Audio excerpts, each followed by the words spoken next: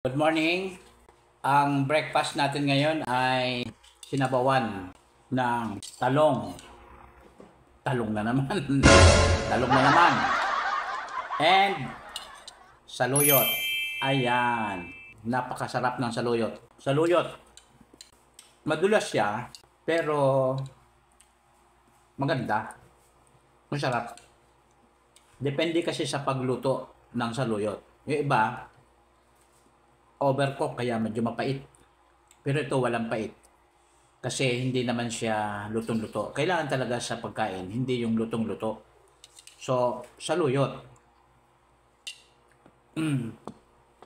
Ano ang mga benefits ng saluyot?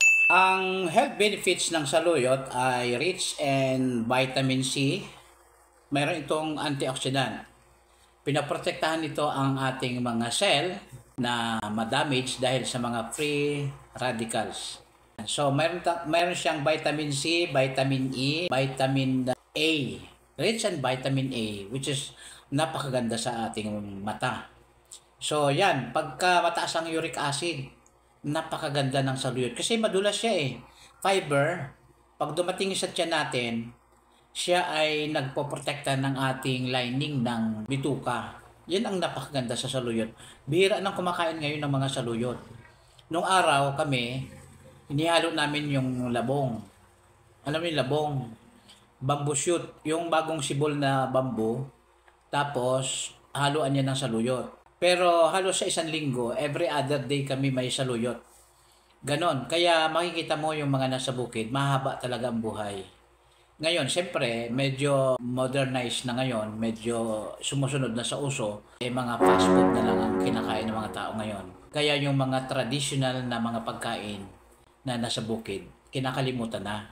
Tulad ng saluyot, wala na, bihira nang kumakain ng saluyot.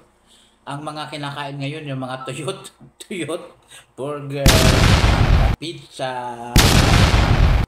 Kayo, nasa sa inyo yan. Pero ako, kaya ko sinishare ito, yung mga traditional natin mga pagkain. Kasi, basic need ng ating human body at saka cells natin. I-insist ko, kaya nga madami akong mga bashers na ngayon. Ang daming bashers, lalo sa TikTok. Ayaw, di ma. Daming bashers ko. Bakit ito, nagtuturo ng health na to. Siyempre, ang gusto niyan lagi, mga masasarap na pagkain.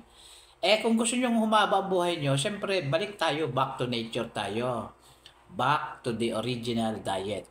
Kung ayaw ninyo, wala tayong magagawa. Basta ako, hindi ako magsasawang magtuturo, magngangawa dito. Bahala kayo kung susunod kayo, hindi. Basta ang akin, alam ko na ang tinuturo ko tama. Alam ko na ang aking adikain, ang aking advokasya, ang advocacy ko, maituro sa inyo yung mga, di naman ito traditional eh. Ito talaga yung binigay ng Diyos sa atin. Ang mga ganito, no? Mga halaman, prutas, may mga gulay.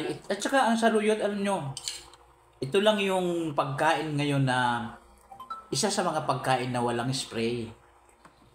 Pero yung mga ibang gulay kasi natin ngayon ay kino-commercialize na, lalo na lumalabas na yung mga trading post. Yung mga bagsakan ng mga gulay. Negosyo, syempre, hanap buhay. Para makapag-produce ng madami, kailangan nila ay mag-spray, kailangan nila gumamit ng mga GMO, genetic modified organism, para mabilisan.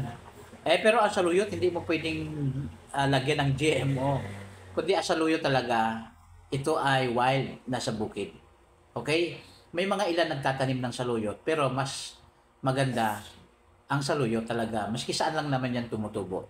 Back to the original diet. Kaya, kung gusto niyo maging malusog, manood lang dito sa POV ni Doc Vicky. Salamat po.